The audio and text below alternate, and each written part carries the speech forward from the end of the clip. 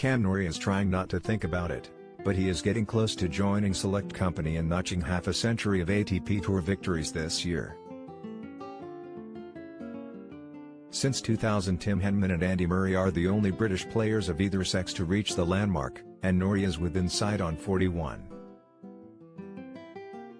He will inch nearer if he can beat American tennis Sandgren in tonight's second round of the BNP Paribas Open in the California desert. It may be Emma Raducanu and Andy Murray who garner the most attention. Both of them were due to play overnight, but it is the 26-year-old left-hander who has been delivering weekly consistency the most throughout 2021. 12 months ago, Norrie seemed an unlikely contender to make the 8-man year-end finals, moved to Turin this November, but he is in 14th place with Rafael Nadal's injury meaning at least the top 9 will qualify. That is a more accurate reflection of Norrie's standing than an official ranking of 26, which is falsely depressed because, under a complex COVID formula, points are still being counted from more than a year ago.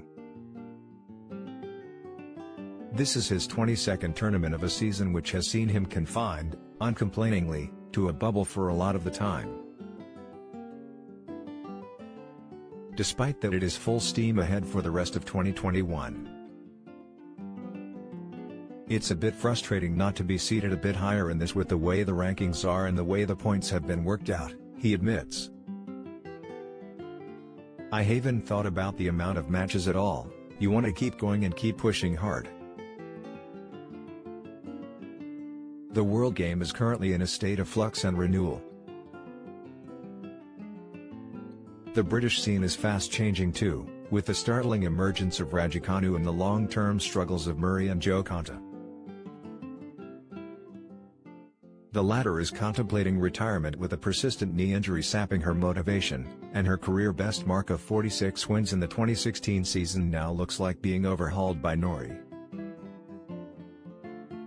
Previously regarded a solid if unspectacular member of the top 100, with a cleverly redirected backhand alone standout feature, the Putney-based southpaw is keen to take advantage of the present upheavals.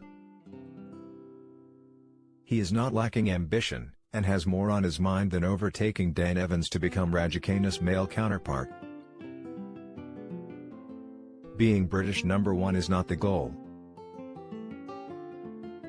I am more focused on getting to #1 in the world, he says. That is my dream. Of course I would love to play a Wimbledon final, but I just want to get that #1 spot. I believe I can do it. There are areas of my game I would like to improve. This looks a very long shot, although official recognition of his achievements will come in the next month when he is put on the short list for the ATP's Most Improved Player of the Year award. Making the championship match of last week's San Diego Open was his latest milestone. It was his 5th ATP Tour final of the year, the highest profile of which was at Queen's. He has done it without making any drastic changes to his game, although it helps that he is one of the most naturally durable athletes on the circuit, with a penchant for long-distance running. After here he plans to play a full hand of indoor European events in the chase for a spot in Turin. Following that, the season finally wraps up with the Davis Cup Finals week, starting in Innsbruck and leading to Madrid.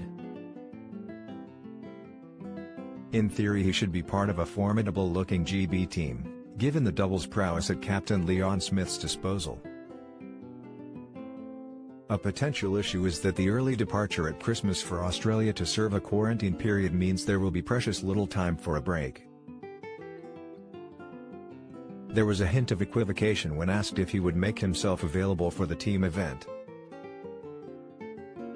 If selected, I'm looking forward to doing that. Obviously it's tricky with the dates and everything, but looking forward to playing that, he said.